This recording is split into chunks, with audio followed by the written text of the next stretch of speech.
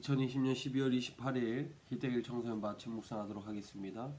오늘 하나님이 주신 말씀은 베드로후서 2장 1절부터 11절까지 말씀입니다. 그 중에 3절, 4절, 그리고 5절, 6절, 7절, 8절까지 말씀을 봉독하겠습니다. 그들이 탐심으로 지어낸 말을 가지고 너희로 이득을 삼으니 그들의 심판은 옛적부터 지체하지 아니하며 그들의 멸망은 잠들지 아니하느니라. 하나님이 범죄한 천사들을 용서하지 아니하시고 지옥에 던져 어두운 구덩이에 두어 심판 때까지 지키게 하셨으며 옛 세상을 용서하지 아니하시고 오직 의를 전파하는 노아와 그 7 식구를 보존하시고 경건하지 아니한 자들의 세상에 홍수를 내리셨으며 소돔과 고모라 성을 멸망하기로 정하여 죄가 되게 하사 후세에 경건하지 아니할 자들에게 본을 삼으셨으며 무법한 자들의 음란한 행실로 말미암아 고통당하는 의로운 롯을 건지셨으니 이는 이 의인의 그들 중에 거하여 날마다 저 불법한 행실을 보고 들음으로 그 의로운 심령이 상함이라. 아멘. 깨진 유리창의 법칙이라고 하는 법칙이 있습니다. 빈 건물에 유리창이 하나가 깨져 있었는데 시간이 흐르고 보니까 그 유리창 중심에 두고 주위에 있는 유리창들이 깨지기 시작을 하는 것이죠.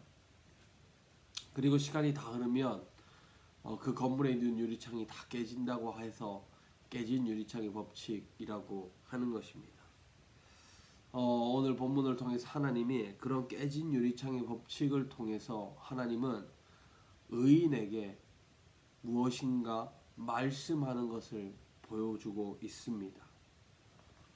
우리가 알고 있듯이 경건하지 아니한 자들에게 홍수를 내리신 하나님은 당시 노아의 가족들만을 구원시켜 주셨습니다. 그리고 소돔과 고모라 땅에 하나님께서 저주하실 때 롯을 제외한 모든 이들을 하나님은 죽음으로 가게 하셨습니다.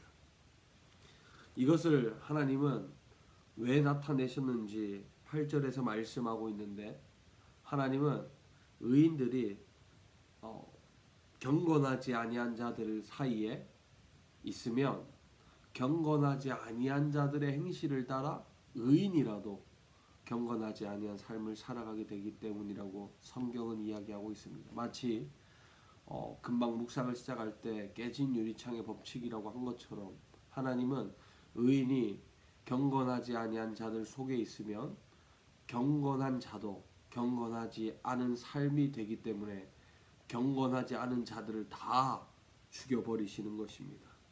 어떻게 보면 하나님은 하나님의 백성을 지키기 위해서 많은 이들의 희생도 아무렇지 않은 듯 진행하시는 분이 바로 하나님이라는 사실을 우리는 오늘 본문을 통해 알 수 있습니다. 우리가 알고 있듯이 이단은요 언제든지 존재합니다. 예수님이 있었던 시대도 이단은 존재했고 예수님이 죽으신 후에 2000년이 지난 지금도 우리는 이단이 득실거리는 세상을 살아가고 있습니다. 그런 상황 가운데 우리는 그들의 말에 그들의 행동에 현혹되어 우리의 경건해야 하는 삶을 깨트리는 경우들이 몇 번 볼 수 있습니다. 그럼에도 불구하고 우리는 그런 자들의 외침에 동요해서는 안 될 것입니다. 오늘 우리가 살아가는 시대는 정말 경건한 사람들이 모여 있는 곳이 아니라 경건하지 않은 사람들이 모인 곳입니다. 그리고 경건하지 않은 사람들이 너무 많아서 경건한 삶을 살아가는 사람들이 오히려 눈치를 보는 시대를 살아가고 있습니다. 분명히 하나님이 창조주이시고 주관자이심이 분명함에도 불구하고 하나님을 믿는 자들이 하나님을 믿음으로 말미암아 세상을 이끌고 세상을 지휘해 가야 하는 상황임에도 불구하고 그러지 못하고 오히려 세상에 있는 자들의 눈치를 보면서 그들의 비율을 맞추느라 하나님의 말씀에 집중하고 하나님의 말씀에 순종하지 못하는 삶을 우리는 살아가고 있음을 알 수 있습니다. 그러나 오늘 우리가 하루를 하나님께서 주신 지금 새로운 결단을 통해 오늘 하루를 시작했으면 좋겠습니다. 분명 세상은 경건하지 않은 자들이 가득한 곳이지만 그곳에서 그들을 닮아 또 그들과 타협하는 것이 아니라 오직 하나님의 말씀에 힘입어 하나님의 말씀에 순종하는, 그리고 하나님의 말씀을 나타내는 오늘 하루가 될 수 있기를 주님의 이름으로 축복합니다. 기도하겠습니다. 하나님 감사합니다.